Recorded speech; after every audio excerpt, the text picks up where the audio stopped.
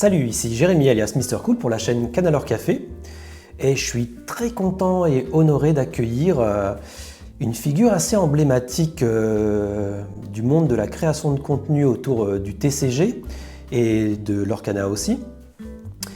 Et en fait, je vais le laisser se présenter.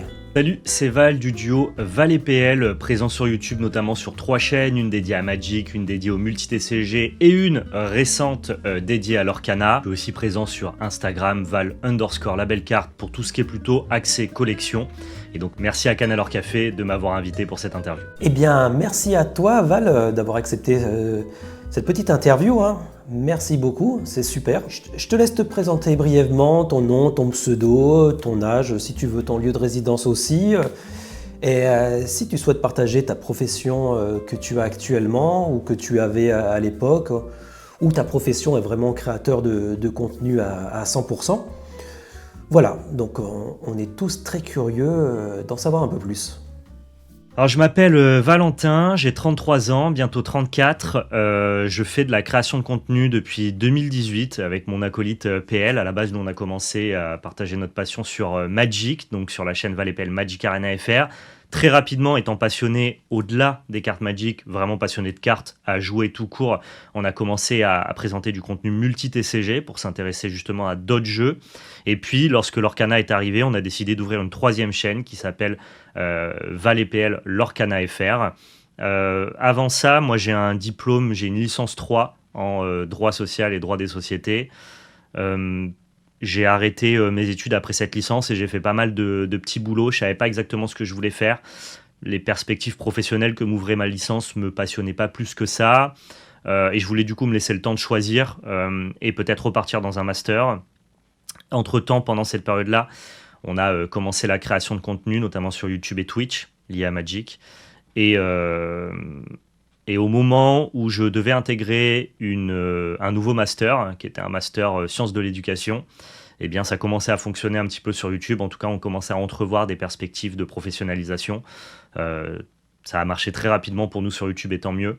Donc, du coup, j'ai décidé de tout quitter, de reprendre un taf alimentaire, un taf mi-temps pour me concentrer sur YouTube. Et maintenant, on est à temps plein et on arrive à vivre de notre passion. Donc c'est quand même plutôt une belle réussite. Ça a mis du temps parce qu'on a quitté notre taf alimentaire il y a un peu moins d'1 an et ça fait quasiment 7 ans qu'on est sur Internet.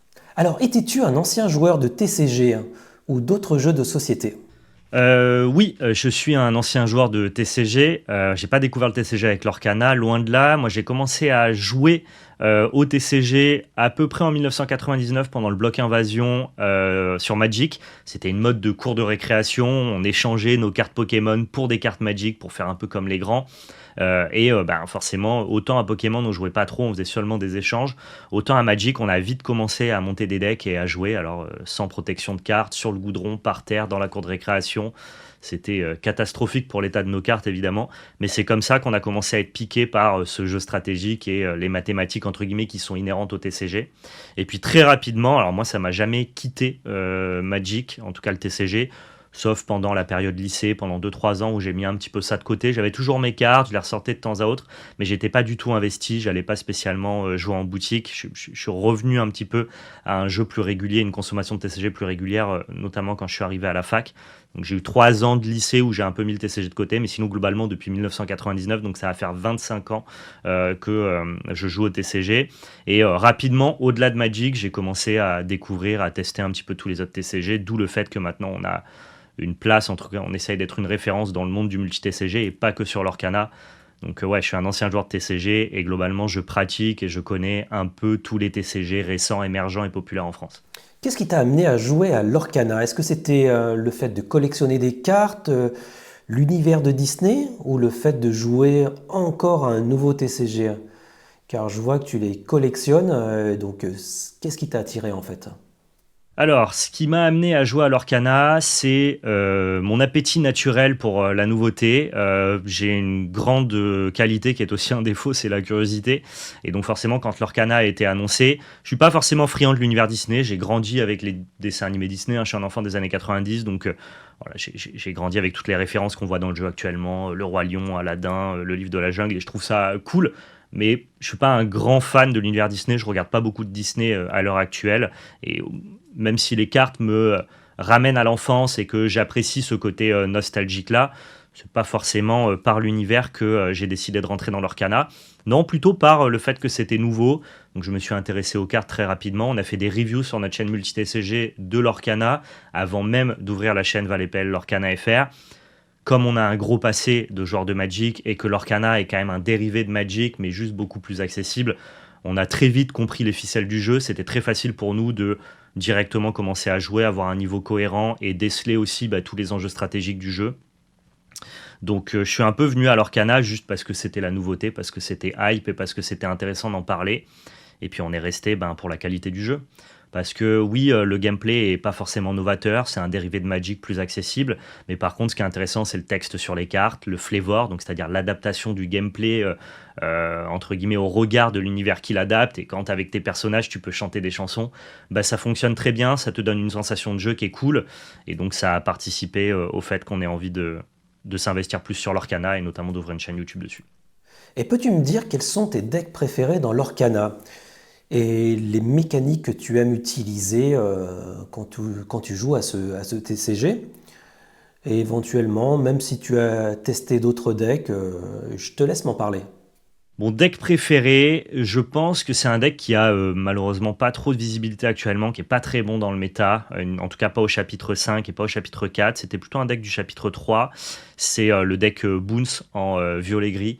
Je suis un fan de la mécanique Boons. Je trouve que c'est une mécanique qui est à la fois très amusante à mettre en place, de par le fait qu'elle t'offre énormément de choix, c'est-à-dire que l'arbre décisionnel de ta partie, si on admet que ta game c'est un énorme tronc d'arbre et que chaque choix que tu as, entre guillemets, possibilité de prendre, c'est une branche qui permet du coup à la fin d'avoir un arbre extrêmement feuillu en fonction du deck que tu joues, et je trouve que la mécanique Boon, c'est probablement une des mécaniques qui te donne l'arbre décisionnel le plus important, donc l'arbre le plus feuillu.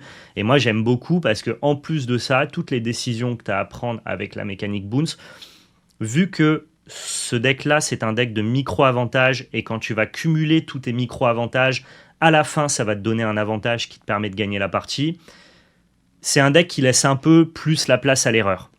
Dans le sens où, dans ta somme de micro-avantages qui te donne l'avantage sur la game, si t'en loupes un, si tu fais une erreur, si tu bounces la mauvaise carte, si tu fais une petite erreur de tempo, le deck peut le corriger assez vite, parce que au lieu d'avoir pris 14-15 micro-avantages sur quelques tours, on n'aura pris que 12-13. Et finalement, dans la balance globale, ça pèse pas toujours, c'est pas très important. En fait, tu as le droit à l'erreur avec cette mécanique-là. Et moi, on regarde mon volume de jeu sur l'Orcana, de par le fait que je suis notamment très présent sur Magic et que je consomme plein d'autres TCG. J'ai besoin de jouer à un jeu qui me laisse quand même une certaine marge de manœuvre, qui me permette aussi de me planter un petit peu, quand bien même il n'est pas si facile à piloter que ça. Là où à l'inverse, on a des decks comme Amber Steel qui, eux, pareil, ont un arbre décisionnel qui est assez important, avec donc du coup beaucoup de choix dans les parties. Mais à l'inverse de la boucle Boons, si tu prends le mauvais choix, si tu te plantes avec Amber Steel, là tu vas le payer cash. Et c'est pour ça que le deck est réputé extrêmement difficile à jouer. En soi, il n'est pas forcément plus dur que la boucle Boons. En tout cas, le nombre de choix qui s'offrent à toi sont pas forcément plus importants. Mais par contre, tu payes beaucoup plus cash tes erreurs, parce que les avantages que tu prends avec Amber Steel sont pas des micro-avantages, mais des avantages qui sont bien nets. Et dès lors que tu les prends pas, eux, ça pèse énormément dans la balance finale. Et donc pour moi, qui ai un volume de jeu qui est quand même assez restreint, c'est important pour moi de m'y connaître sur l'Orcana, d'être capable de décrypter l'actualité, de comprendre les textures de match-up. Mais j'ai pas forcément un volume de jeu qui me permet de jouer de manière extrêmement précise. Et je préfère un deck comme le deck Boons, qui me laisse un peu plus place à l'intuition globalement, et qui me laisse plus droit à l'erreur, qu'un deck comme Amber Steel qui va punir cash la moindre erreur.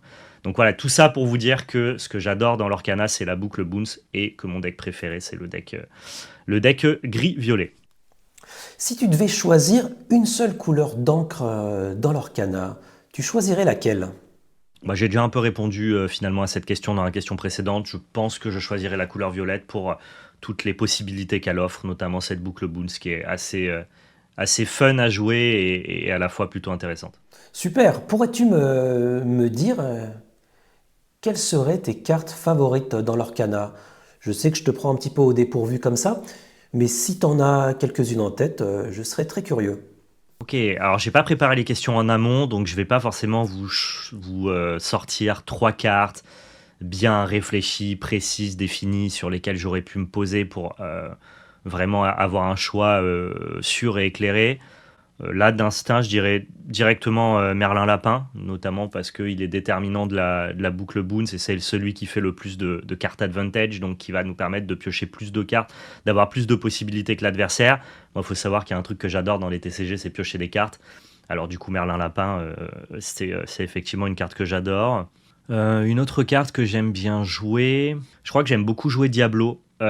J'ai beaucoup joué Bucky au set numéro 4. C'est un deck qui, pour le coup, lui, a un arbre décisionnel qui est moins large, qui est plus facile à piloter et qui, du coup, avec un volume de jeu plus restreint, comme c'est mon cas, était plus facile à piloter pour moi. Ça me permettait d'avoir un win rate très satisfaisant, même contre des très bons joueurs, de par le fait que le deck était un peu moins exigeant. Et donc, j'ai beaucoup joué Diablo et je trouve que c'est une carte qui est vraiment intéressante. Elle a un CCM qui est plutôt bas, donc elle arrive rapidement dans la partie. Le fait qu'elle se shift te permet rapidement de chanter des chansons. Moi, j'aime beaucoup ne pas payer mes cartes quand on connaît un petit peu le monde du multi-TCG et qu'on raisonne de manière comparative avec d'autres TCG. On sait que quand on paye pas nos cartes, c'est forcément des effets qui sont très puissants. Donc voilà, pour toutes les possibilités de gameplay qu'apporte Diablo, le fait de le shifter en early game ou alors de le déposer au tour 3 rapidement, disrupter l'adversaire, en tout cas profiter d'une petite pioche quand ton adversaire pioche aussi, mais surtout de par le fait d'avoir un chanteur rapidement en early game pour jouer des cartes comme Perdu dans l'hiver, je dirais Diablo. Et quelle serait une carte qu'on pourrait considérer comme trop forte que tu apprécies jouer et qui pourrait sortir du lot en fait? Bonne question, je dirais Robin des Bois. Robin des Bois, parce que j'aime bien les cartes qui sont puissantes. Moi, je suis un peu du genre à j'aime bien la politique de game design dans un TCG qui n'a pas peur de faire des cartes puissantes, quitte à faire des erreurs et devoir les corriger, que ce soit par un rééquilibrage ou un ban. Je trouve qu'un TCG qui globalement fait jamais d'erreur, n'imprime que des cartes qui sont très lisses, d'un power level très moyen, et où du coup il n'y a rien qui sort un petit peu du lot, où toutes tes cartes sont un peu vanille, bah c'est un TCG où globalement on peut se faire un petit peu chier. Moi je trouve que dans l'histoire des TCG, ce qui fait l'histoire des TCG, c'est aussi les erreurs de design. À Magic, on se souvient tous, c'est bien de l'époque d'Affinité en standard, on se souvient du Pro Tour Rocco, récemment on a vécu le Pro Tour Nadu, qui sont tous des erreurs de design qui ont dominé leur époque, qui ont dominé leur format et qui ont participé à créer des anecdotes, des moments de vie dans l'histoire du TCG. Donc oui, c'est chiant à un instant T quand une carte est trop puissante. Et qu'elle dépasse un petit peu par rapport aux autres cartes, que tout le monde se met à la jouer et que globalement le deck est un peu plus fort. Ça peut être frustrant quand nous, on n'est pas de ce côté-là et qu'on joue pas le deck. Mais en fait, à la fin, ce qu'on retiendra, c'est que dans l'histoire de l'Orcana, c'est surtout les cartes qui ont été très puissantes, parfois à la limite de l'erreur de design, qui font l'histoire et qu'on retiendra. Et donc, sans dire que Robin des Bois est une carte puissante et qui mérite un ban ou qui est une erreur de design. Je pense que d'ailleurs, c'est pas du tout le cas pour Robin des Bois, mais ça illustre le fait que j'aime les cartes qui sont fortes, puissantes, bien statées. Et quand tu lis Robin des Bois, c'est une carte qui est très forte, c'est-à-dire qu'elle a des bonnes statistiques pour un coup de mana raisonnable, elle peut se shifter pour arriver très rapidement dans la partie, elle te permet de générer du lore tout en challengeant, donc elle est assez polyvalente dans ses effets, et en plus de ça, elle a le luxe de se remplacer quand elle est tradée par l'adversaire. Je sais qu'il y a des gens qui aiment plutôt les cartes lisses au power level pas très puissant, moi j'aime bien les cartes qui sont fortes, flat fort, vraiment, c'est exactement ce que j'aime dans les TCG. Pour ceux qui connaissent Magic, j'ai aucun problème par exemple avec le design de Sheoldred, là où ça fait plutôt grincer des dents la communauté.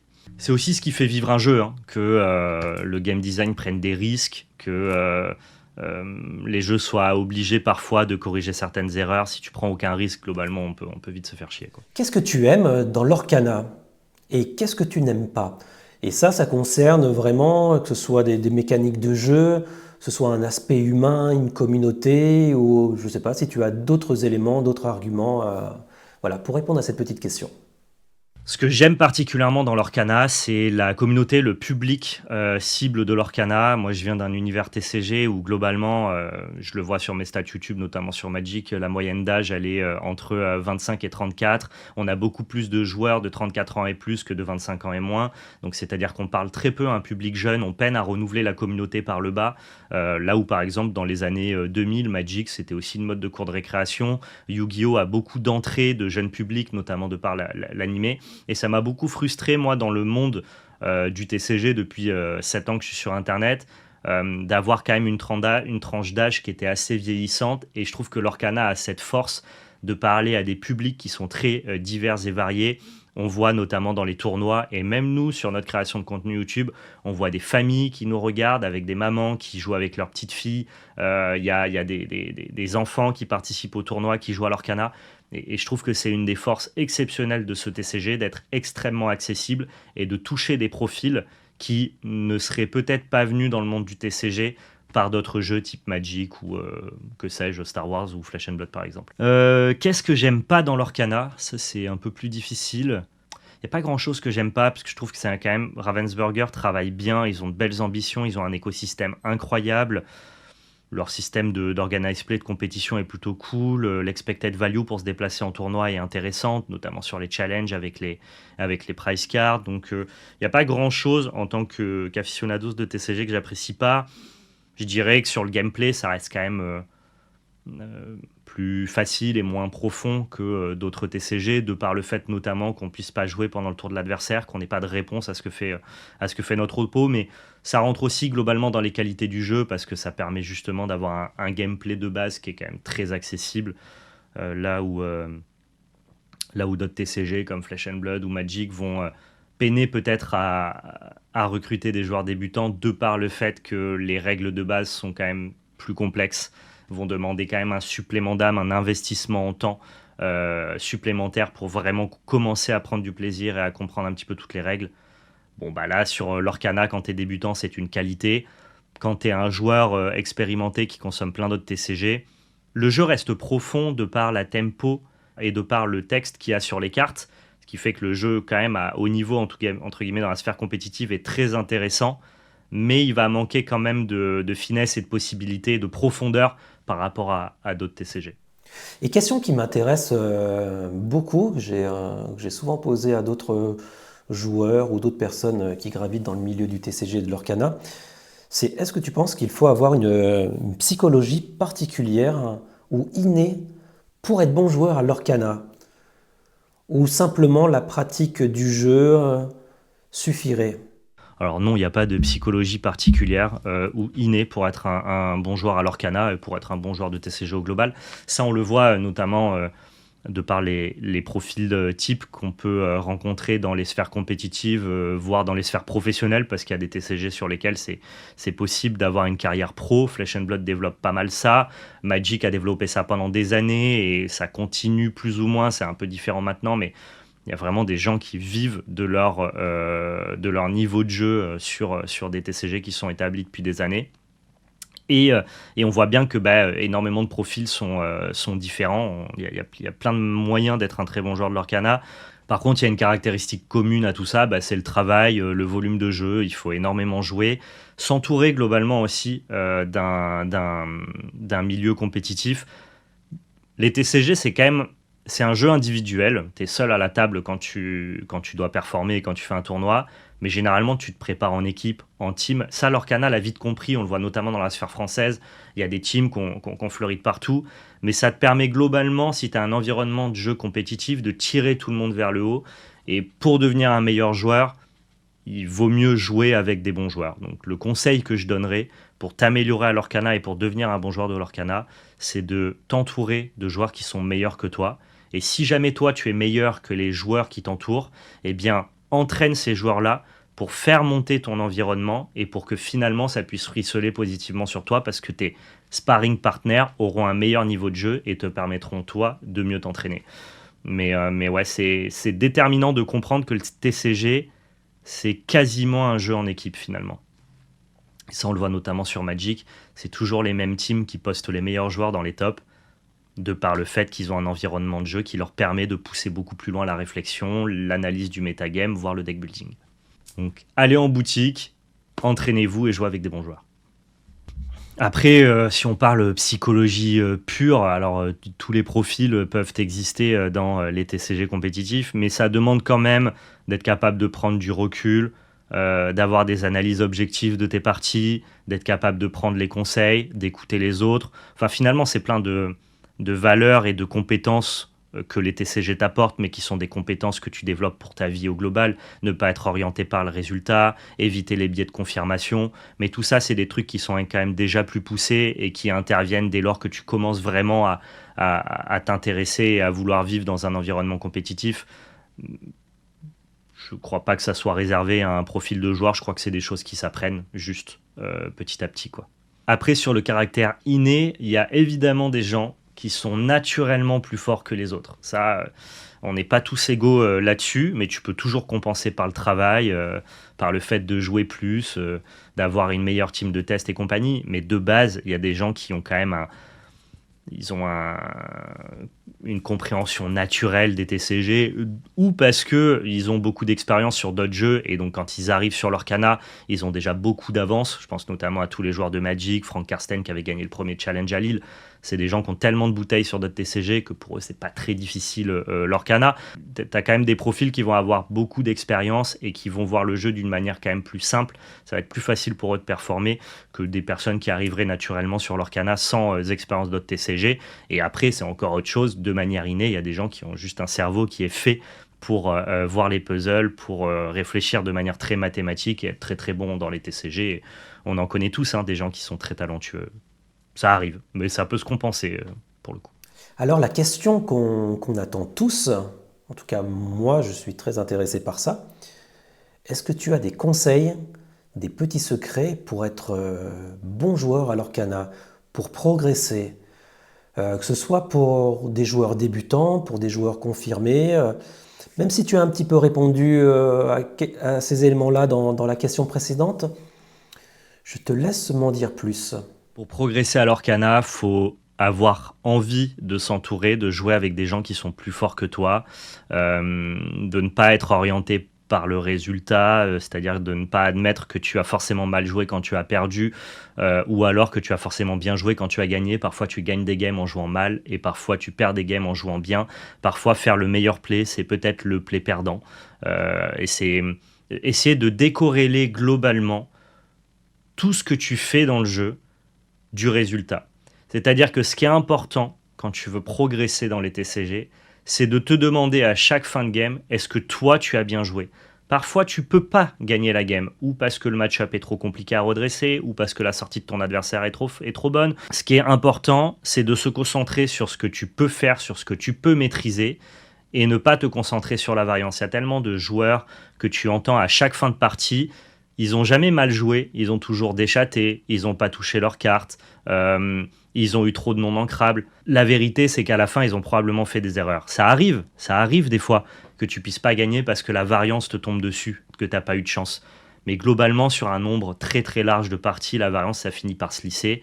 Et les meilleurs joueurs, c'est toujours les mêmes qu'on retrouve dans le top. Donc essayez vraiment de faire un peu fi du résultat et de te concentrer plutôt sur ce que tu peux maîtriser, c'est-à-dire pas la variance parce qu'elle se maîtrise pas, mais plutôt sur tes décisions, ton niveau de jeu, ta préparation, ton choix de deck, ton orientation de méta, le groupe avec lequel tu testes, tes méthodes de testing. Ça, je veux pas rentrer dans les détails, mais il y a plein de choses que tu peux apprendre pour tester mieux, pour avoir de la data plus intéressante, ton analyse, voilà, tout ça, c'est ce qui te permettra de progresser dans les TCG. Et globalement, au-delà de ça, on va te demander d'être curieux pendant les parties. Je cite souvent Pierre Dagen, qui est un ancien joueur pro de Magic, qui d'ailleurs, je crois, fait un peu de l'Orcana, et qui disait un truc qui m'a un peu marqué dans un podcast. Il disait l'important dans la partie, c'est pas de résoudre les puzzles, c'est un peu donné à tout le monde, c'est-à-dire résoudre les puzzles. Il y a une situation donnée sur un board, le bon puzzle, le bon play, c'est ok, challenge là, prends du lore ici. Tu vas trouver entre guillemets la résolution du puzzle, c'est pas ça qui importe le plus. L'important, c'est de voir tous les puzzles que la partie t'offre. Et donc, ça demande justement de remettre toujours en cause ce que tu penses être le play évident, parce que peut-être que tu n'as pas vu un autre puzzle à résoudre qui est peut-être lui plus important et qui était peut-être pas si évident que ça à voir. Donc voilà, concentrez-vous plutôt sur voir tous les puzzles. Une fois que tu as vu les puzzles, c'est pas très dur de les résoudre. Et ça, c'est un truc qui m'a un peu marqué, parce que finalement, c'est assez vrai, quoi. Et puis après, autre conseil, je vais prêcher pour ma paroisse, notamment pour les joueurs plus débutants. Nous, on va pas avoir, avec Valépel, Lorcan FR, on va pas avoir grand-chose à apporter à des profils très compétitifs qui vont tester en interne et qui vont avoir des datas. Ils vont pas forcément apprendre grand-chose sur nos vidéos, si ce n'est le côté divertissant, ça peut les intéresser pour ça. Mais par contre, pour les joueurs plus débutants ou alors juste les joueurs réguliers qui n'ont pas forcément des teams de test et qui n'ont pas forcément de la data en interne, bah, regardez du contenu. Pas forcément chez nous, ça peut être aussi chez plein de confrères qui font du très bon contenu sur leur canal, mais regardez des vidéos, regardez des deck tech, regardez des analyses de méta, essayez d'engranger un maximum d'informations, essayez de faire mûrir ça et ouais, globalement être curieux aussi de ce qui se fait sur Internet et de regarder un petit peu les reports de tournois, écouter les interviews des gagnants pour essayer de se nourrir de leur expérience et de peut-être être capable de reproduire leur performance. Donc ça c'est un conseil qui est assez basique, mais ouais, regardez du contenu, intéressez-vous à tout l'écosystème du jeu, à tout ce qui se passe autour du jeu et pas seulement à votre deck, aller en boutique et jouer. T'apprendras aussi beaucoup de choses juste en écoutant l'expérience des autres, quoi. Ok, super. Et quels sont tes centres d'intérêt et passions dans la vie, hein?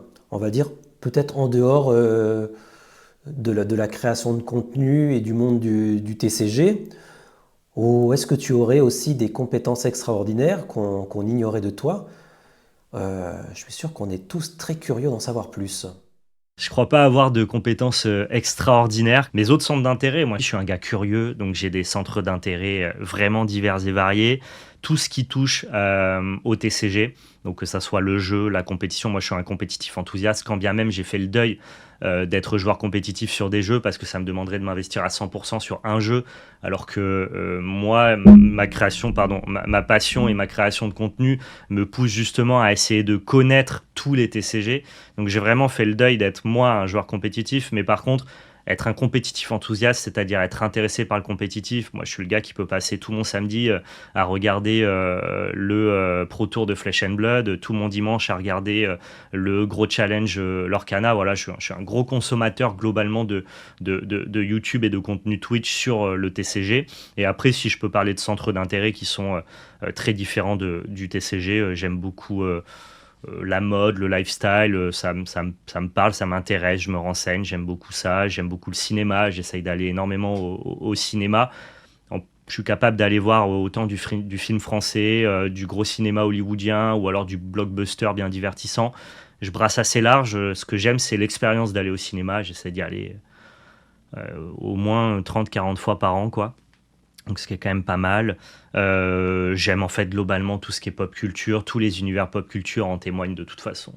Toute cette pièce-là où vous pouvez retrouver du Lego, vaisseau Star Wars, des cartes de collection qui sont pas du TCG. Moi je suis un fan de cartes as vintage, donc des collections des années 90 sur des cartes Dragon Ball, de la collection de cartes, du manga. Donc ouais, j'ai des centres d'intérêt qui sont assez larges finalement. Mais globalement, TCG, cinéma et lifestyle. Ça m'empêche pas des fois d'être très curieux et de toucher à tout, découvrir des trucs. Je me suis pris de passion pour les Warhammer pendant un temps, puis finalement ça me prenait trop de temps, donc j'ai arrêté, mais j'ai beaucoup aimé peindre des Warhammer pendant un moment. Là récemment, comme on le voit ici, je me suis acheté un Lego pour essayer de ressentir la sensation de monter un Lego que j'avais pas senti depuis des années. Je suis assez content globalement de découvrir de nouvelles choses. Et c'est d'ailleurs pour ça qu'à chaque fois qu'il y a un nouveau TCG qui est annoncé, un nouveau TCG qui sort, j'ai vraiment cet appétit et cette curiosité d'aller voir un petit peu ce qu'ils proposent. Et on ne peut parler de toi sans parler de ton binôme quand même, hein, qui est PL. Et en fait, je suis vraiment curieux de savoir comment as-tu rencontré PL? Comment ça s'est passé, ta rencontre, la décision de créer cette chaîne et peut-être d'autres infos qu'on ignore. Alors ma rencontre avec PL, ça s'est fait par un ami commun qui est donc mon meilleur ami que je connais depuis maintenant, ouais, c'est fou dit comme ça, mais depuis 27 ans. Il était en fac avec PL et PL a sorti ce qu'on appelle un résidu de draft. Quand on draft, c'est-à-dire qu'on va en boutique, on ouvre des boosters, on crée un deck. Je sais pas si ça se fait aussi à l'Orcana, pardon. Donc bah, il avait un résidu de draft Magic qu'il a sorti en amphi de sa poche. Et il se trouve que mon meilleur ami, donc Mika, était à côté de PL et lui dit « Oh putain, tu connais Magic, t'as des cartes Magic ?» qui fait que naturellement, le TCG étant un lien social très puissant, ils ont commencé à discuter, à échanger et à passer des moments ensemble. Michael, mon pote, m'ayant dit qu'il avait rencontré un joueur de Magic à la fac, ils m'ont invité à passer dans leur BU. Moi, j'étais pas à la même fac. La fac de droit à Toulon, elle est excentrée de la fac de langue. Et puis je suis passé donc du coup à la BU pour manger avec eux, discuter, rigoler et commencer à taper le carton. Et j'ai commencé à jouer avec PL. Lui, PL, il venait de commencer, c'était genre en 2013, il venait de commencer à jouer en boutique. Moi, je connaissais Magic depuis très longtemps, le jeu en boutique depuis très longtemps, mais je fréquentais plus trop les boutiques à cette période-là. Je faisais beaucoup de duel commander et donc du coup, on traînait beaucoup chez des potes et on se déplaçait en tournoi, mais j'allais pas trop en boutique. Lui avait commencé le jeu en boutique en standard notamment. Et donc, à force de discuter, de se voir à la BU, de taper le carton en duel commander, il m'a un petit peu fait revenir en boutique pour faire du standard à l'époque de Cans of Tarkir, donc 2014, je pense. Et là, ça a été la redécouverte pour moi de Magic en standard. J'ai un peu mis de côté le duel commander et je me suis remis à jouer voilà, dans les formats classiques, donc standard et draft. Et puis, je crois que c'est en 2017. C'était après ma licence de droit et pendant que je faisais des petits boulots avant de savoir un petit peu ce que j'allais faire, il y a eu une annonce communiquée de la part de Wizard qui disait qu'ils allaient développer leur soft numérique pour pouvoir justement parler à un plus large public et permettre aux gens de jouer à Magic sur Internet. Ça existait déjà avec Magic Online, mais c'est vraiment visuellement c'est un Excel, ça permet pas de faire de la création de contenu, c'est pas divertissant, c'est pas coolos quoi. Et moi, j'étais un gros consommateur à l'époque de toutes les chaînes Hearthstone, notamment des duos iconiques qui ont émergé au tout début de Hearthstone, que ce soit Torque et Marmotte ou David Esquilax. Et je me suis toujours dit, si on avait le même soft numérique sur Magic, qu'est-ce que j'aimerais moi aussi partager ma passion, faire des vidéos pour parler de ce jeu que j'aime tant depuis des années. Et dès que Magic a communiqué qu'ils allaient développer un support numérique, je me suis directement dit, ok, je vais en être, j'ai envie de créer du contenu sur Magic, c'est l'occasion idéale de pouvoir le faire avec un support numérique. Et donc, comme à l'époque, je jouais avec PL en boutique, en fait, on était des copains de cartes, et ben, je lui ai demandé si jamais il voulait créer cette chaîne avec moi. En plus, lui, il avait des compétences techniques, des compétences de vidéo, parce qu'il avait fait une formation en audiovisuel. Donc c'est vrai qu'il était capable de faire du montage, de savoir gérer un upload. Donc c'était vraiment le partenaire idéal pour monter la chaîne. Et dès que Magic Arena est sorti, c'est simple, Magic Arena... il y avait au début des clés qui nous permettaient de jouer en accès anticipé, mais on n'avait pas le droit de créer du contenu. Et le 22 mars 2018, le NDA, donc Non-Diffusion Agreement, je crois, qui était mis en place sur Magic Arena pour pas créer de contenu, a sauté. Et donc nous, on s'était entraînés, on avait fait des vidéos juste pour voir un petit peu comment ça rendait à la caméra, si on était à l'aise, histoire de s'entraîner et de tester. Et donc on avait sélectionné, entre guillemets, des vidéos qui étaient prêtes à diffuser dès que le NDA allait sauter. Et donc le 22 mars 2018, jour de disponibilité de Magic Arena sur Internet, on a sorti notre première vidéo sur YouTube. Et voilà, nous on avait créé la chaîne en 2017, dès qu'il y a eu l'annonce, on avait cherché le nom, mis en place les visuels, enfin on était prêts en fait. On était prêts. Le jour de lancement de Magic Arena, on avait nos vidéos, on savait qu'on allait sortir 3 vidéos par semaine. Et du coup, depuis le 22 mars 2018, sur ValleyPL Magic Arena FR, ça fait bientôt maintenant, ça fait 6 ans et demi, bientôt 7 ans, qu'il n'y a pas eu une seule semaine sans 3 vidéos par semaine. Et cette régularité, le fait d'avoir été au tout début, d'avoir été dans les premiers, et ce côté, cette énergie de duo, pour le coup qu'on n'a rien inventé, hein, qui vient notamment des duos célèbres de Hearthstone, ça nous a permis de rapidement prendre une place dans le TCG sur YouTube. Et maintenant, 7 ans plus tard, je suis là à répondre à cette interview. Donc c'est que ça s'est pas trop mal goupillé pour nous, donc tant mieux. Voilà, là vraiment, tu as toute la genèse de ma rencontre avec PL et la création de la chaîne et le début du duo. Ok, merci Val pour toutes ces infos. En tout cas, c'est génial d'entendre tout ton historique, ton parcours, ta rencontre avec PL.